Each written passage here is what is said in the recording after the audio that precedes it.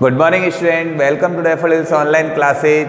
आज का हमारा टॉपिक है शब्द रूपों में अगला शब्द इदम शब्द। शब्द रूपों में अगला शब्द इदम शब्द। इदम शब्द के रूप बताने से पहले मैं आपको कुछ बता देता हूं कि इससे प्रीवियस वीडियोज में हमने संज्ञा शब्द रूप पढ़े थे।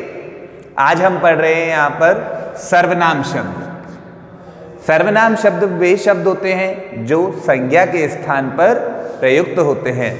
संज्ञा के स्थान पर काम आने वाले शब्द सर्वनाम कहलाते हैं।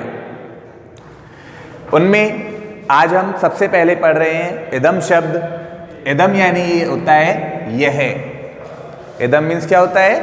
यह, जिसके हम पुल्लिंग के रूप आज यहाँ पर पढ़ रहे हैं। सबसे पहली चीज, सर्वनाम शब्दों के रूपों में ये फिक्स नहीं होता कि ये अकारांत है, इकारांत है, उकारांत है, नकारांत है, कुछ भी ऐसा हम सर्वनाम शब्दों में डिफाइन नहीं करते हैं।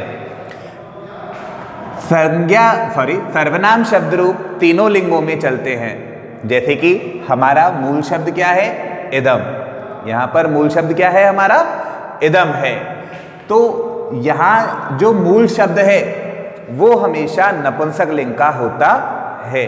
कभी भी आपके जो शब्द रूप है सर्वनाम वाले वो पुल्लिंग या स्त्रीलिंग इस नाम से ना जाने जाकर यहाँ पर हमेशा नपुंसक लिंग के प्रथमा का जो एक वचन होता है उसी के शब्द रूप हम यहाँ पर तीनों लिंगों में कॉमन मानते हैं। जैसे इदम पुल्लिंग, इदम का ही स्त्रीलिंग लिखेंगे और इदम का ही नपुंसक लिंग लिखेंगे। लेकिन ना तो पुल्लिंग में और ना ही स्त्रीलिंग में इस शब्द का प्रयोग किया जाएगा। इस शब्द का प्रयोग सिर्फ और सिर्फ नपुंसक लिंग में किया जाएगा। जैसे अगर हम लिखते हैं किम शब्द रूप, किम यानी होता है क्या? किम यानी क्या होता है? क्या होता है। तो इसके जब पुल्लिंग के रूप लिखेंगे तो वहां पर भी ना तो किम का प्रयोग किया जाएगा, स्त्रीलिंग के लिखेंगे तो वहां पर भी किम का प्रयोग नहीं किया जाएगा। लेकिन जब नपुंसक लिंग के रूप लिखेंगे तो वहां पर किम का प्रयोग किया जाता है। तो हमारे जो शब्द रूप है वो नपुंसक लिंग के एक वचन का ही यहाँ शब्द लिखा हुआ होता है और उसी के अनुसार ही हम तीनों लिंगों में सभी शब्द रूप लिखते हैं।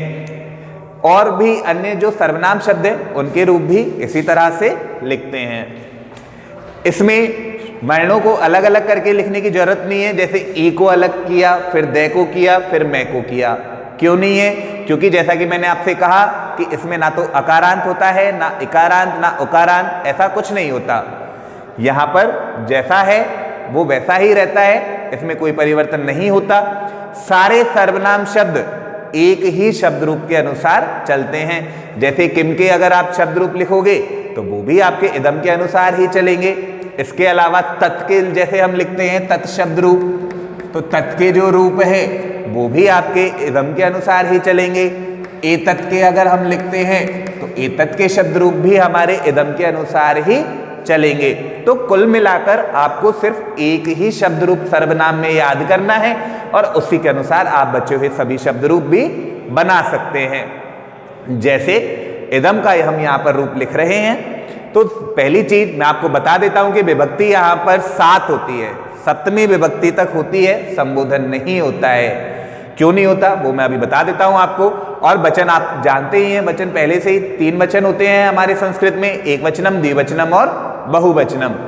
यहाँ पर संबोधन क्यों नहीं होता? क्योंकि संज्ञा शब्द रूपों में हम लिख सकते हैं कि हे राम, हे नदी, हे माता, हे गुरु, इस तरह के शब्द हम या संज्ञा शब्द में लिख सकते हैं। लेकिन यहाँ सर्वनाम शब्दों में ऐसा नहीं होता। जैसा कि हमने बताया कि इदम का मतलब होता है यह, तो हम इस तरह से नहीं लिख सकते हे यह। इस तरह से लिख सकते हैं क्या? नहीं लिख सकते।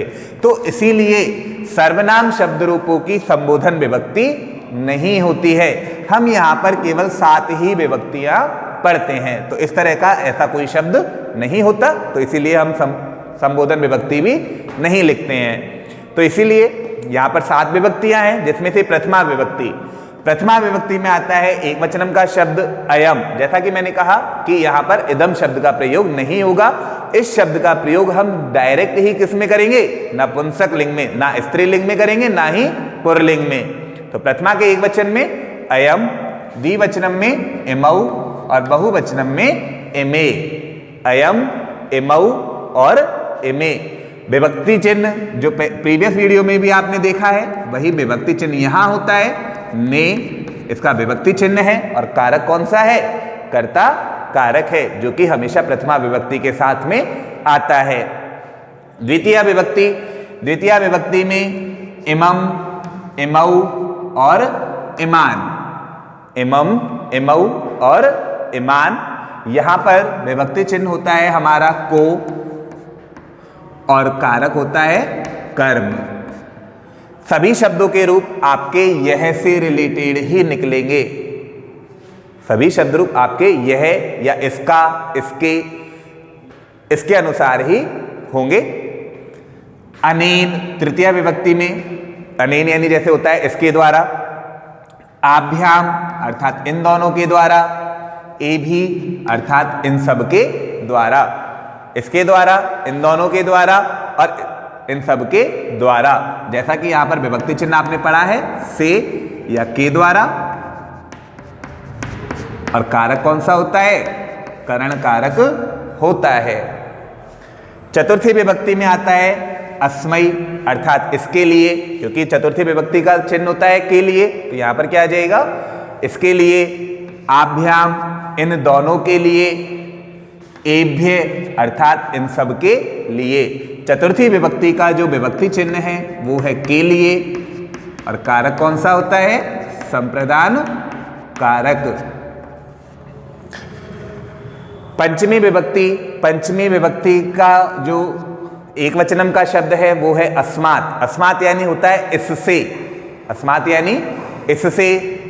आभ्याम अर्थात इन दोनों से, एभ्य अर्थात इन सब से, इससे, इन दोनों से और इन सब से।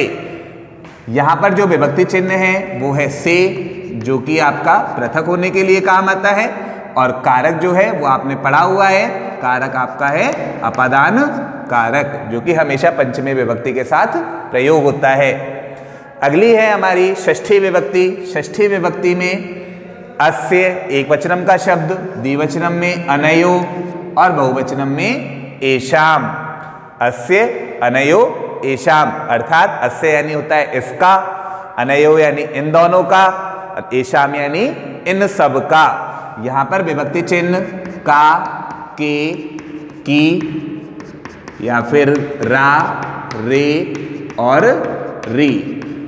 इसमें जो कारक है वो हमने पढ़ा हुआ है कि कारक यहां पर कौन सा होता है? संबंध कारक होता है। आगे आती है हमारी सप्तमी विभक्ति। सप्तमी विभक्ति में अस्मिन, अनयो और एषु। अस्मिन, अनयो और एषु। अस्मिन यानी होता है इसमें, अनयो यानी इन दोनों में या इन दोनों पर, एषु यानी इन सब में या फिर इन सब पर।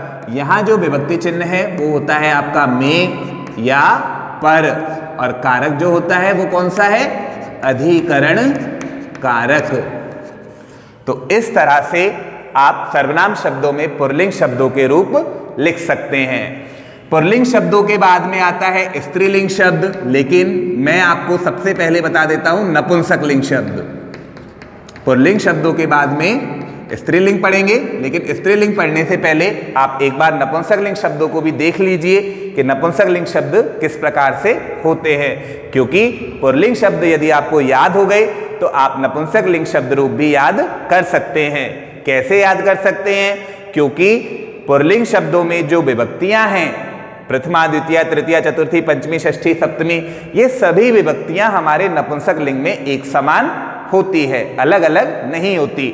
अलग जो होती है वो सिर्फ प्रथमा और द्वितीय विभक्ति ही होती है। ऐसा सिर्फ एक ही सर्वनाम शब्द में नहीं, बल्कि सभी सर्वनाम शब्दों में होता है। जैसे किम के अगर आप रूप लिखोगे तो वहां पुल्लिंग और नपुंसक लिंग सेम होंगे, तत् के लिखोगे तो पुल्लिंग और नपुंसक लिंग सेम होंगे, एतत् के लिखोगे तो पुल्लिंग और नपुंसक लिंग सेम होंगे, बस हमारी प्रथमा और द्वितीय विभक्ति वहां बदल जाती है। जैसे अगर हम नपुंसक लिंग की प्रथमा विभक्ति यहां पर अगर लिखते हैं तो प्रथमा विभक्ति होती है इदम, इमे और इमानी।